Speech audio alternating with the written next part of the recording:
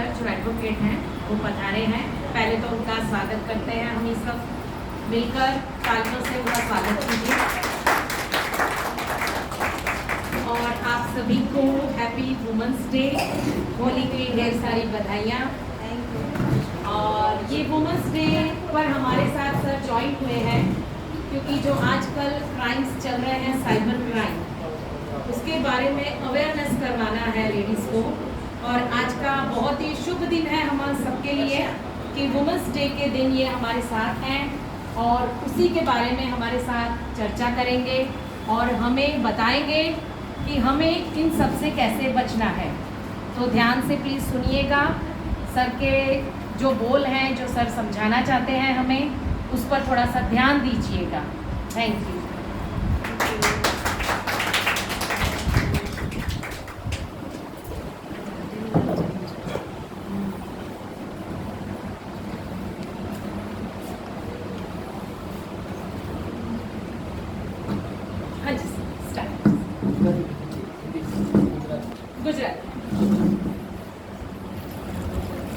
જોવા જઈએ આજનો દિવસ આંતરરાષ્ટ્રીય મહિલા દિવસ.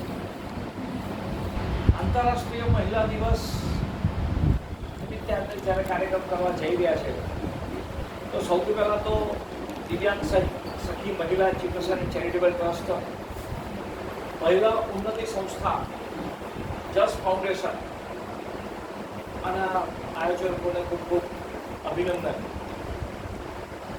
પરંતુ આંતરરાષ્ટ્રીય મહિલા દિવસની શરૂઆત ક્યાંથી થઈ? આપણે બધા અહીંયા બધા મહિલાઓ છે તો મહિલાઓ આ કહી શકે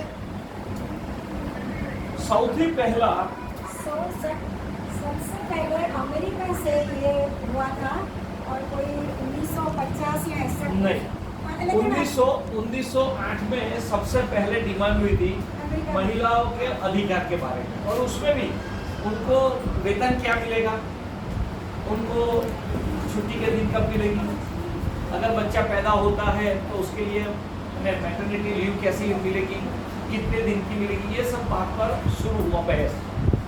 एक महिला ने शुरू किया. उसके बाद में 2010 के अंदर महिला के अधिकार होने चाहिए ये बात की पुष्टि की गई. 1911 में सबसे पहला अंतर्राष्ट्रीय महिला दिन की मनाना ये शुरू हुआ. 111 साल से महिला अंतर्राष्ट्रीय दिन 8 मार्च को मनाया जाता है. उसके बाद पहली दफे 1975 में यूरो में ऐसा स्वीकार किया गया कि भाई यूरो भी उसका उत्सव मनाएगा और अंतर्राष्ट्रीय महिला दिन वो सभी दुनिया में, पूरे दुनिया में उसको मनाया जाए और महिलाओं की जो बात है वो रखी जाए. मगर ये बात है पश्चिम की. हमारे यहाँ की क्या स्थिति? हम ऐसे लोग हैं, ऐसे जीवन जीने वाले लोग हैं कि हमारे यहाँ सबसे पहले ऐसा कहता कि नारी तू नारायण, ये एक हम कहने वाले लोग. तू नारी, तू फूल नहीं चिंगारी है, तुम भारत की नारी हो. ये हमारे देश की बात है. दुनिया में जब अधिकार की बात कर रहे थे, मगर हम तो उसके पहले से, हमारे यहाँ कभी जितने भी भगवान है उसके पहले नाम किसका लगता है? कोई ऐसा नहीं बोलता राम सीता नहीं बोलेगा, सीता राम बोलेंगे. पहले राधा कृष्ण.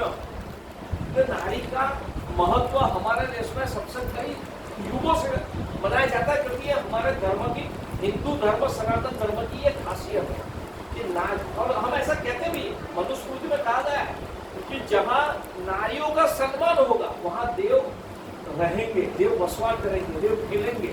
ये बात हमारे संस्कार में है. तो फिर हमारे देश में ये क्यों?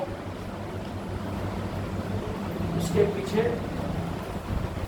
जो मुगल आक्रांताओं ने हम पर हमला किया उसके कारण सबसे, और उसके बाद में भारत में महिलाओं को पता चला कि महिलाओं का अपमान होता है. उसके बाद में पता चला कि महिलाओं के रूप देखकर विदेशी आक्रांताओं उसके ऊपर रेप करेंगे. उसके पहले भारत में कहीं पर भी ये बात नहीं है। आज की जो परिस्थिति है, पहले के समय में अलग अलग प्रकार से चीट करते थे, मगर आज की परिस्थिति जो है, हम ऐसा कहते हैं कि भारत, पश्चिम के लोगों ने ऐसा कहा कि भारत एक पुरुष प्रधान देश है। आप मानते हैं पुरुष प्रधान देश? मैं नहीं मानता। क्यों? कि अगर ऐसा कहें कि भारत पुरुष प्रधान देश है, मगर परिवार तो महिला प्रधान ही है। घर में महिला को होम मिनिस्टर कहा जाता है, पैसों का व्यवहार महिला करती है। इतना ही नहीं कि अगर हमें कुछ कोई समाज का कोई कार्यक्रम, परिवार का कोई कार्यक्रम करना है, तो महिलाओं को ही जिम्मेदारी दी जाती है। आज की परिस्थिति में हमारे हर एक महिलाओं के हाथ में मोबाइल है। मोबाइल से सरकार डिजिटल ऐप ले आई है, डिजिटल पे, गूगल पे, रुपे, भीम ऐप, उस सबसे व्यवहार करते हैं। तो ये जब व्यवहार करते हैं, तो अभी आज की स्थिति में क्या हो रहा है? आज की स्थिति के अंदर मोबाइल के जरिए महिलाओं को, बहनों को एक्सप्लॉइट किया जाता है। किया जाता है कि नहीं? मैं YouTube चैनल चलाता हूँ, उसमें साइबर सेफ गर्ल, ये मेरा कॉन्सेप्ट है। नीरज जैन एडवोकेट के नाम से चलती है। आपके यूट्यूब में, अपने मोबाइल में जाके यूट्यूब पर जाएंगे तो नीरज जैन एडवोकेट लिखेंगे तो ये मिल जाएगा, साइबर सेफ गर्ल। मैं ऐसा स्पष्ट मानता हूँ कि अगर समाज में सुरक्षित महिला होगी तो सुरक्षित समाज होगा, सुरक्षित समाज होगा तो सुरक्षित राष्ट्र होगा। ये मेरा स्पष्ट मानना है। अमनदीप बहन ने जो दिव्यांग महिलाओं के लिए किया काम कर रहे हैं, तो दिव्यांग महिलाओं ने क्या? कोई व्यक्ति शरीर से कभी भी दिव्यांग नहीं हो सकता है। अगर वो मन से दिव्यांग हो जाता है तो वो लाचार हो जाता। मगर अगर मन से मजबूत होता है तो 3 दिन पहले की ही अखबार में आया है कि एक दिव्यांग बेटी ने एवरेस्ट सर किया। ये गौरव की बात है। मगर हम क्या करते हैं? महिलाओं, दिव्यांग महिला, बाकी कोई भी होगा, उसका अपमानित करने का हर वक्त प्रयत्न करते हैं। अभी आप जाहिरात देखेंगे, मैं कल ही जाहिरात एक देख रहा था, तो मेरी मिसेज भी मेरे साथ में बैठी थी, लक्स कोसी की जाहिरात आ गई। उसमें महिलाओं का जो हावभाव दिखाया है, क्या दिखाया है? क्या हमारा संस्कार ये है? क्या हमारे परिवार में हम ये संस्कार देंगे? क्या साइबर पर भी, नेट ऊपर भी इस प्रकार का अनाप शनाप चीज अब आ रही है। इसीलिए मैंने शुरू किया साइबर सेफ गर्ल। आपको आप सब मोबाइल का यूज करते हैं, इंटरनेट का यूज करते हैं, नेट ऊपर अलग अलग चीज, अलग अलग फीचर्स आते हैं। आपके मोबाइल में व्हाट्सएप यूनिवर्सिटी में से कई चीज आती है। हम क्या कर लेते हैं? तुरंत डाउनलोड कर लेते हैं। कोई डाउनलोड करने के पीछे आप समझते हैं क्या होता है? जैसे कि एक मैसेज आया कि आपको कोई भी डॉक्यूमेंट दिए बिना 10,000, 20,000, 25,000 का लोन मिलेगा। कोई लोन ऐसा देता है क्या? अपना भाई, अपनी बहनी ऐसा पैसा ऐसा किसी को देगा क्या? तो एक बाहर वाला देगा क्या? मगर हम लोग क्या करते हैं? बिना कुछ समझे, अगर मुफ्त मिल रहा है तुरंत डाउनलोड कर। डाउनलोड करने के बाद क्या होता है?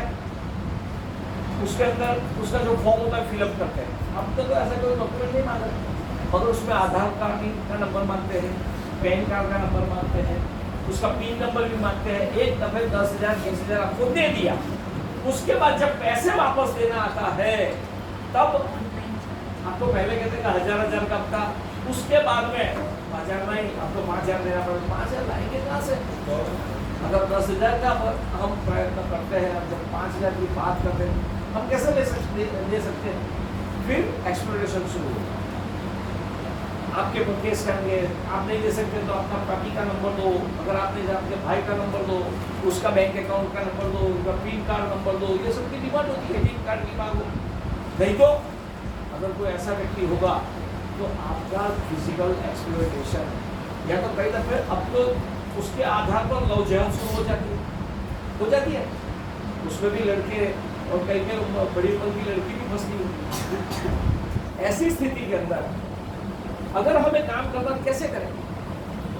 साइबर में ऐसा भी एक शुरू हुआ है कि अगर आप कहीं बाहर गाँव गए, ये समझने की बात है, अगर आप बाहर गाँव गए तो क्या होगा, आपका मोबाइल अगर डाउनलोड उसकी बैटरी उतर गई तो आप डर जाकर मैं घूमने गई हूँ, मेरा मोबाइल की बैटरी उतर गई, अब क्या होगा?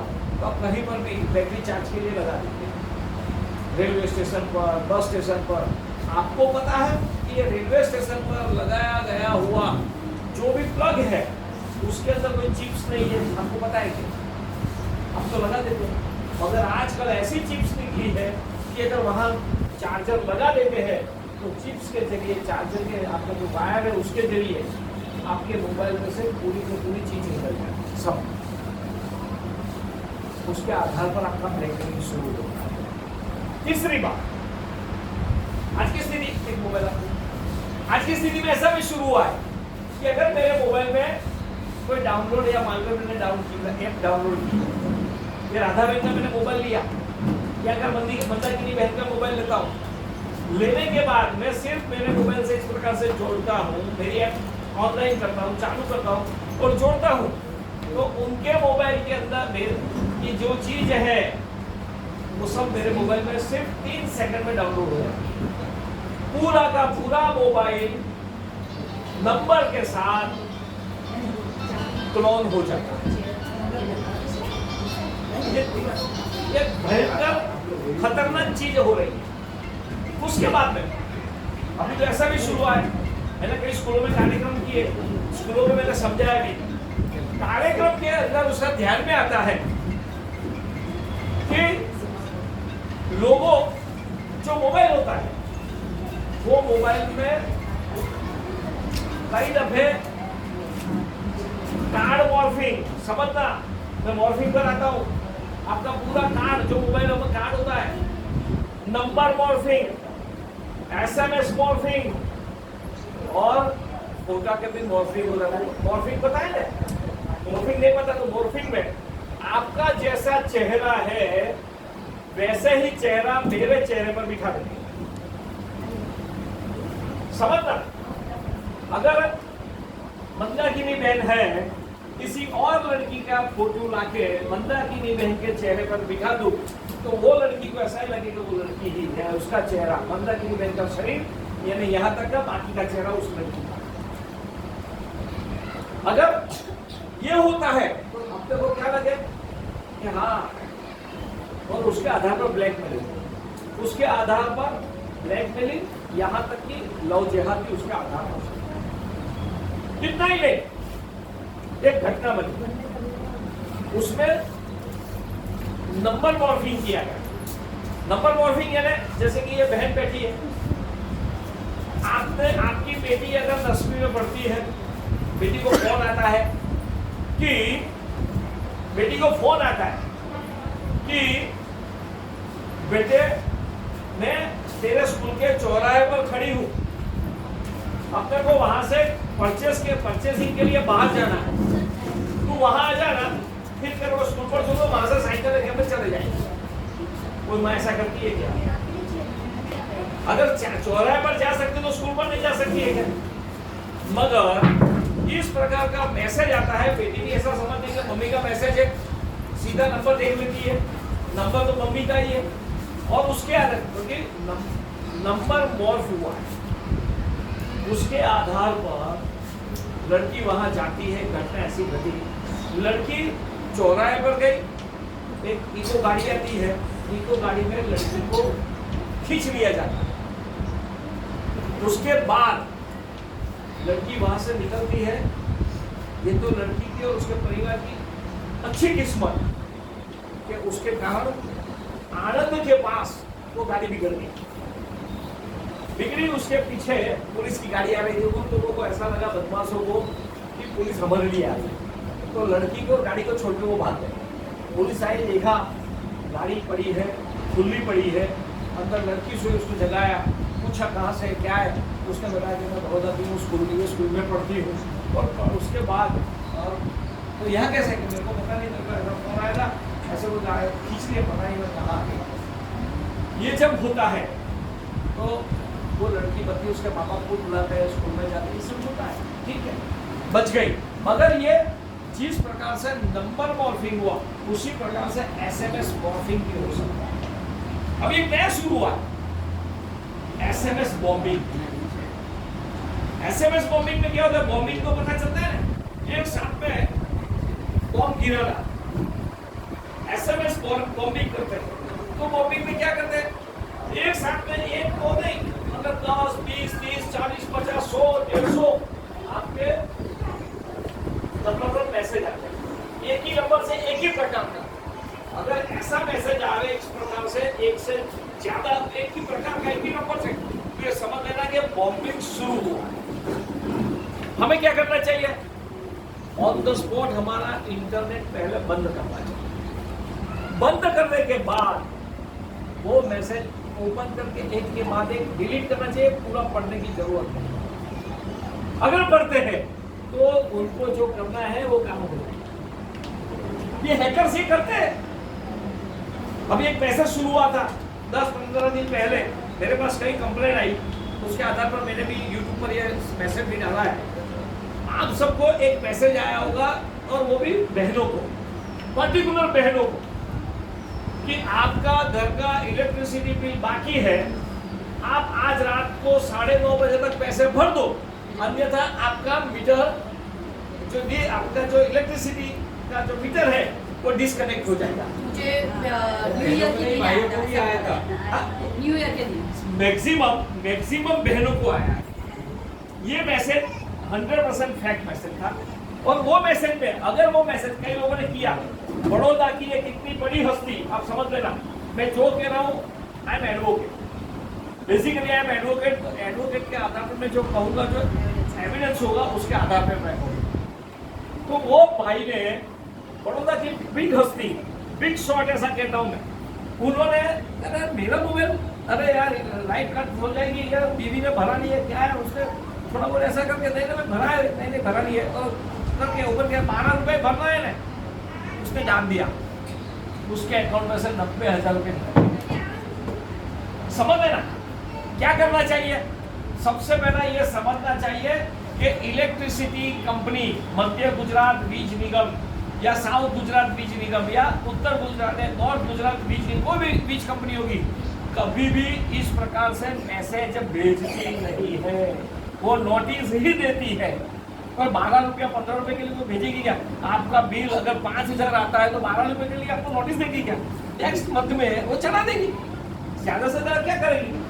कोई और रात को 9:30 बजे काटना है, वो हमें समझता है, हम समझते नहीं, मगर हम खुद पैनिक हो जाते हैं। और हम तो होते हैं पैनिक, घर वाले को भी पैनिक करते हैं। इससे हमें बचना चाहिए। एक चीज शुरू हुई है, आश्चर्य होगा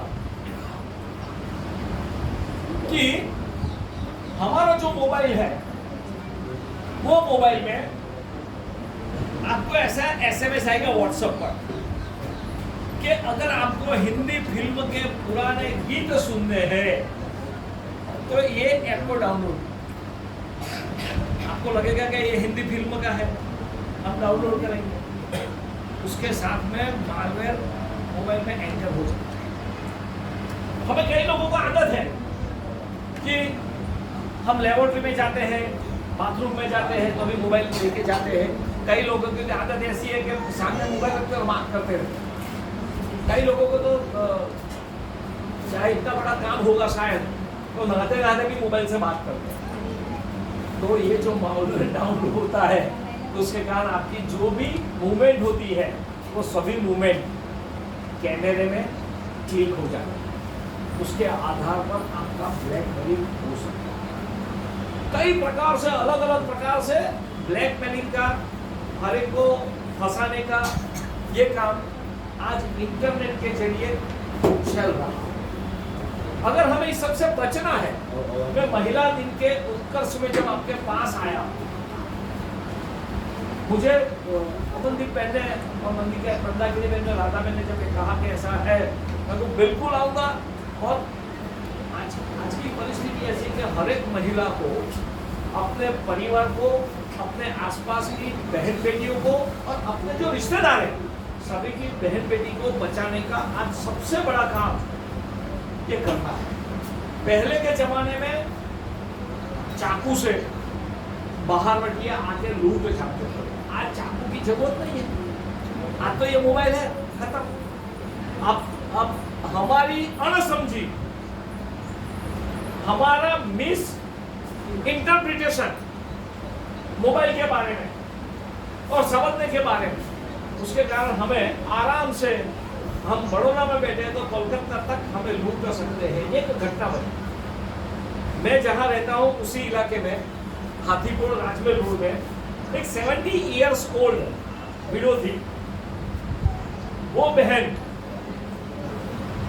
के घर के आसपास वो रोज शाम को सब बैठते हैं बहने वो मोहल्ले में, तो वैसे वो बैठती थी।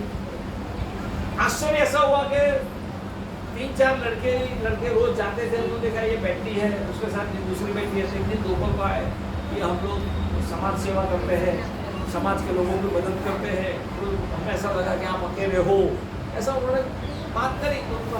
तो उनको भी मदद करते हैं, आपको कुछ लाना है, ये करना है तो हम मदद करेंगे, अगर आपकी तबीयत खराब है तो आपको दवाखाना ले जाएंगे। ये सब उन्होंने बात की। 2-4-5-6 दिन आए रोज, फिर धीरे धीरे उनको कहा कि आपको मोबाइल भी सिखाएंगे और मोबाइल सिखाना भी थोड़ा शुरू किया। उसके बाद उन्होंने उनसे ये जान, उनको ऐसा भी पूछा कि आपका गूगल पे होगा, अगर नहीं है तो अपन उसको भी डाउनलोड कर लेते हैं, आपको वो भी सिखाएंगे तो घर बैठे बैठे आप इलेक्ट्रिसिटी बिल भर सकेंगे, आप ऐप का उपयोग कर सकेंगे। तो बहन तो उनकी बातों में आ गई। आने के बाद एक दिन उसको जब पता, उसको ऐसा हुआ कि मेरे को मेडिकल बिल 1200 रुपये पे करना है, तो उसने पे करने का प्रयत्न किया तो उसके अकाउंट में सिर्फ 20 रुपये। उसने एकदम चमक गई कि मेरे हस्बैंड ने तो जब गुजर गए तब 17 लाख रुपये मेरे अकाउंट में रखे थे, तो 20 रुपये कैसे हो गए। तुरंत मेरे घर के पास में थी, मेरे मिसेस को फ़ोन किया, मेरी मिसेस ने मुझे कहा, तुरंत मैं घर आया, वो बहन के घर गया और साइबर क्राइम को फ़ोन किया। अच्छा था कि वहाँ PN पटेल साहब ने साइबर के जो PA है वो तुरंत आए और उन्होंने कार्यवाही शुरू की। 40 लाख रुपया हम बचाए। आज का अखबार आपने पढ़ा होगा शायद, जो इसमें से कोई अखबार पढ़ते गुजराती, आज के अखबार में है कि साइबर क्राइम पुलिस ने भारत की 216 बैंकों को नोटिफाई किया। कितनी? 216 बैंकों को, कि जब साइबर क्राइम होता है और पैसे निकल जाते हैं तो बैंकों से पैसे वापस दिला सकेंगे। ऐसे भारत में एक साल में 10 लाख साइबर क्राइम की कंप्लेंट आती है, एप्लीकेशन आती है, फरियाद आती है। उसमें से जो कंप्लेंट फाइल की जाती है और रिजल्ट मिलता है वो बहुत कम है, क्योंकि हम लोग जानते ही नहीं है। हम घटना बन जाने के 10-15 दिन के बाद हमें पता चलता है कि हमारे साथ ये हो चुका है, तब तक तो टाइम निकल जाता है। इसलिए मैं हर एक जगह ऐसा कहता हूँ कि हर एक व्यक्ति खुद साइबर आर्मी बने, हमारा पुलिस हम बने।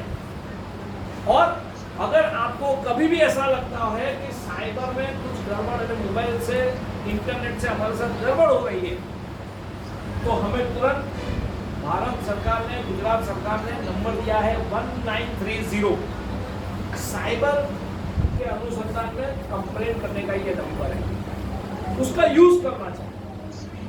और मैं तो ऐसा कहता हूँ कि अब हम सबकी जिम्मेवारी है कि हमारे लोगों को साइबर क्राइम से बचाना है। उसके लिए अगर आपके परिवार में कोई भी बात साइबर की छुपा, अगर स्कूल में बेटे बेटी जाते हैं तो उनको कहना चाहिए कि माँ बाप को बता, भाई को बता, बहन को बता या टीचर को बता, और हमें भी हमारे हस्बैंड को या हमारी बहन को, हमारे भाई को बताना चाहिए। अदरवाइज आप कब फंस जाते हैं वो आपको कभी भी पता नहीं चलता है। उसके ऊपर एक वेब सीरीज आई थी जामताड़ा करके, आपने शायद देखी हो, नहीं देखी तो देख लेना कि साइबर में किस प्रकार से फंसाया जाता है। एक छोटा बच्चे ने ये साइबर क्राइम की शुरुआत की थी।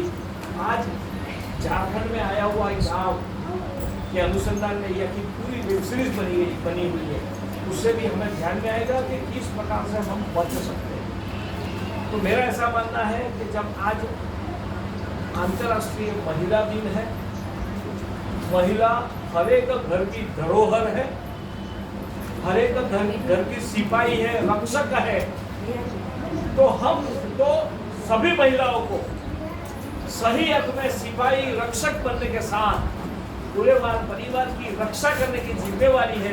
अगर महिला को ये साइबर का पता चल जाएगा तो परिवार सुरक्षित निश्चित रूप से रह पाएगा। और मेरा ये मानना है कि उसी के अनुसंधान में आप सबको मेरी विनती है कि आपके परिवार को भी आप एजुकेट कीजिए। आप जैसी अगर 5, 10, 15, 20, 25 बहनें इकट्ठी होती है तो मेरी तैयारी कि मैं हर एक जगह पर एजुकेट करने के लिए आऊँगा। और उसके अनुसंधान में मैंने धीरज जैन एडवोकेट नाम से यूट्यूब पर चैनल शुरू की है। उसमें साइबर सेफ गर्ल मैंने सबसे पहले कहा कि 140 प्रकार से दुनिया में साइबर क्राइम हो रहे हैं। तो 140 जो पद्धति है वो एक के बाद एक मैं रखने वाला हूँ। अभी तक साइबर पर मैंने 34 एपिसोड बनाए हैं। आप सब पढ़ना, सुनना, आपको अच्छा लगे तो सब्सक्राइब भी करना और लोगों को शेयर भी करना, ताकि अपने परिवार के लोग, समाज के लोग साइबर क्राइम से बच सकें। और यही काम आप लोग भारत की, बड़ौदा की, गुजरात की साइबर आर्मी आप खुद बने बहने और पूरे समाज की रक्षा करें। यही शुभकामना के साथ धन्यवाद। मुझे यहाँ बोलने का मौका दिया, इसलिए आपको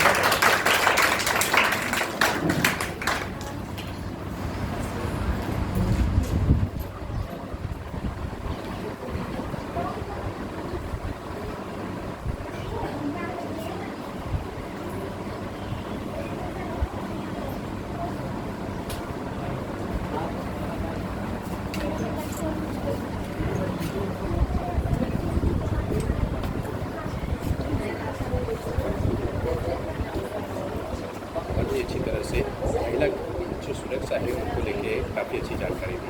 कैसी लगी ये जानकारी और क्या उससे सीखे? मैं अमनदीप कौर, दिव्यांग सखी सहेली ट्रस्ट की प्रेसिडेंट, और आज वुमेंस डे है, तो हैप्पी वुमेंस डे। और हमारे बीच आज एडवोकेट सर आए जेंट्स, जिन्होंने हमें साइबर क्राइम के बारे में बताया है, और वो जानकारी हमारे लिए बहुत ही अच्छी रही है और महिलाओं को इससे बहुत बड़ा एक मार्गदर्शन मिला है कि जो आजकल हो रहा है क्राइम को लेकर, और स्पेशली साइबर क्राइम की, तो उसके बारे में इन्होंने इतनी जानकारी दी है कि सभी को उससे जागरूक रहना चाहिए और ज़्यादा से ज़्यादा अपने आप को इससे संभालना चाहिए। बस यही मेरी तो सबसे गुजारिश है। जी मैम, आपने एक बताया, जब नीरज जी बता रहे थे कि लाइट बिल आ रहा है, और वो क्या था मैसेज? तो वो ऐसा था कि न्यू ईयर के दिन मुझे एक मैसेज आया था कि व्हाट्सअप मैसेज था, उसमें ऐसा था कि मुझे 5000 रुपीज़ पे करने हैं कि लाइट बिल उसमें बाकी है। तो तुरंत ही मैंने हस्बैंड को बोला, क्योंकि न्यू ईयर के दिन हस्बैंड की भी छुट्टी होती है, तो उनको तुरंत ही फॉरवर्ड किया और बोला कि ये हमारा 5000 लाइट बिल बाकी कैसे है। तो उन्होंने बोला कि हमारा एक भी रुपीज़ बाकी नहीं है, दिखाओ। तो उन्होंने तुरंत ही कॉल किया और उन्होंने डायरेक्ट पुलिस स्टेशन में ही इन्फॉर्म किया कि भाई ऐसे 5000 रुपीज़ बाकी कैसे रह सकते हैं। तो वहाँ से पुलिस स्टेशन में से वो नंबर को वहाँ पे से ट्रेस किया गया, तो पता चला कि ये फ्रॉड है। इसलिए हमें पता चला, क्योंकि ये क्या होता है, कई बार ऐसा होता है कि हम फ़ोन नंबर पे गूगल पे कर देते हैं तो हमारे पैसे कट हो जाते हैं, लेकिन ये क्या है, मैंने मेरे हस्बैंड को इन्फॉर्म किया, इसके लिए बच गए। अगर मैंने डायरेक्ट पेमेंट कर दिया होता तो मुझे नहीं पता चलता। इसके लिए लोगों को क्या संदेश देना चाहोगे? लोगों को ये बताना चाहूँगी कि अगर ऐसा कुछ भी मैसेज है या अगर आपको कोई भी कॉल आता है तो पहले आप ना अपने हस्बैंड को बताइए या आपके आस पड़ोस में किसी को इन्फॉर्म कीजिए। तुरंत ही एकदम एट द मोमेंट आपको पेमेंट नहीं करना चाहिए, पहले पूछना चाहिए। एटलीस्ट आपको पुलिस स्टेशन में जान करनी चाहिए तो अगर कोई तो कोई होगा, कई बार ऐसा होता है कि फेसबुक पे आपके फ़ोटो रखे होते हैं, वो फ़ोटो भी वायरल हो जाते हैं, वो फ़ोटो अलग तरीके से यूज़ होते हैं। तो कई बार एक मेरी फ्रेंड है, उसकी भी फ़ोटो ऐसा हुआ था कि वो फ़ोटो अलग तरीके से यूज़ हुए थे। तो हाँ, उस टाइम भी हमने साइबर क्राइम को इन्फॉर्म किया था। तो उस टाइम भी उसके मतलब आईडी के बेस पे वो जो आदमी है वो पकड़ा गया था। इस बार भी हमने इन्फॉर्म किया और जिसने ये फ्रॉड किया था वो भी पकड़ा गया है। कई लोग डरते हैं इस तरह से, अगर फ़ोटो वायरल होती है या बदनाम करने की कोशिश की जाती है, वो डर से लोग जाते नहीं हैं, तो उन लोगों को क्या मैसेज है? डर से मैं तो यही बताना चाहूँगी कि डरना जरूरी नहीं है। अगर आप एक बार फ्रंट होके किसी को कुछ भी बताओगे तो आपका ये प्रॉब्लम का सॉल्यूशन आएगा। लेकिन अगर आप घर पे ही बैठे रहोगे, किसी को कुछ भी इन्फॉर्म ही नहीं करोगे, तो कैसे पता चलेगा? Just information. अगर आपके सामने अगर मैं नहीं बोलूँगी तो दूसरे 4 लेडीज़ है उसको ये बात पता नहीं चलने वाली है। जो मेरे साथ हुआ है और किसी के साथ होगा। मैं तो यही चाहती हूँ कि और किसी के साथ ये चीज़ नहीं होनी चाहिए। हमें एडवांस होना है। आज की नारी है, हम बेचारी नहीं हैं, हम अबला नहीं है, हम सबला है। हमें आपसे आगे बढ़ना है। कोई भी बेचारी नहीं है, सबला है। तो वुमेन्स डे के मैं यही बोलना चाहूँगी कि जितनी भी वुमेन्स है एक्टिव बने और थोड़ा एक्टिव बन के कुछ भी लगता है कि क्राइम है तो एट द मोमेंट पुलिस को इन्फॉर्म करें। आज की जो भी है 100 पे फ़ोन करते हैं तो पुलिस भी इंक्वायरी करती है और एट द मोमेंट हमें वो कॉल करती है और हमारी कोई भी प्रॉब्लम है वो सॉल्यूशन भी देती है। महिला दिवस को बताता है, महिला कैसे मुझे भी एक मैसेज आया कि व्हाट्सएप पे वो 70,000 का लोन दिया जाएगा। इस ऐप को आप डाउनलोड कीजिए। उसका डाउनलोड कर लो। फिर डाउनलोड का मैंने एक बार बटन भी दबा दिया। डाउनलोड होते ही मेरे मोबाइल में मैसेज आया कि प्लीज़ इसको डिलीट कीजिए वरना ये ऐप सही नहीं है आपके लिए। मोबाइल ने इंफॉर्मेशन हमको दे दी। नेक्स्ट डे 1,20,000 का सेव मुझे, उसके बाद 1.5 लाख, 2.5 लाख, 5 लाख तक ये चीज़ हो गई। तो मैंने मेरे हस्बैंड को बोला कि ये चीज़ क्या है, तो बोले ये सब फेक है और ये पूरी चीटिंग ऑनलाइन होती रहती है। तो कभी भी अपना सिबिल चेक करना हो या कुछ भी करना हो तो बैंक थ्रू ही अपना कुछ भी कीजिए, बैंक की सही रहती है। तो इसके अलावा तो फिर चीटिंग होने ही वाली है, हम नहीं बच सकते सर इससे। तो सही रहेगा कि बैंक से आप नॉलेज लीजिए या आसपास किसी से कोई नॉलेज वाला हो या घर का बंदा हो तो बेस्ट है।